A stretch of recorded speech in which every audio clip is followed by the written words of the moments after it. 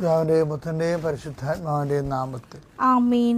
പ്രിയപ്പെട്ടവരെ, ഇന്ന് സെപ്റ്റംബർ 17 ബുധനാഴ്ച. കർത്താവ് നിന്റെ ഉന്നതമായ നാമത്തെ സ്വസ്ഥം ചെയ്യുന്ന കുഞ്ഞുങ്ങളെ ഓർത്ത് പ്രാർത്ഥിക്കുന്നു. വിവാഹത്തിൽ പിരിയാൻ പോകുന്ന മാതാപിതാക്കന്മാരെ ഓർത്ത് സങ്കടപ്പെടുകയും അവർക്ക് വേണ്ടി പ്രാർത്ഥിക്കുകയും ചെയ്യുന്നു.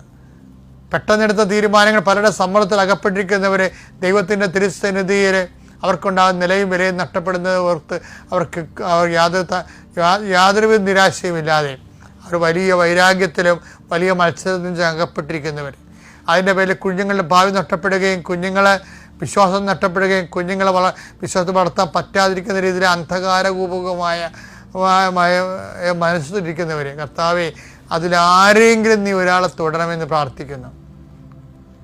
എങ്ങനെയെങ്കിലും അവിടെ സമാധാനം ഉണ്ടായിക്കൊണ്ട് കുടുംബം നിലനിർത്താൻ വേണ്ടി കർത്താവിൻ്റെ ചൈതന്യം സ്വീകരിക്കാൻ കൂടുതൽ സാധ്യമുള്ളവരെ കർത്താവ് ഏറ്റെടുക്കണമേ, അവരെ അനുഗ്രഹിക്കണമേ എന്ന് പ്രത്യേകം പ്രാർത്ഥിക്കുന്നു. അവരെ കൊണ്ട് കുടുംബത്തെ റീസെറ്റ് ചെയ്യാൻ വേണ്ടി കർത്താവെ അങ്ങ് ഐക്യത്തിലേക്ക് അവരെ വിളിക്കണമെന്ന് പ്രാർത്ഥിക്കുന്നു.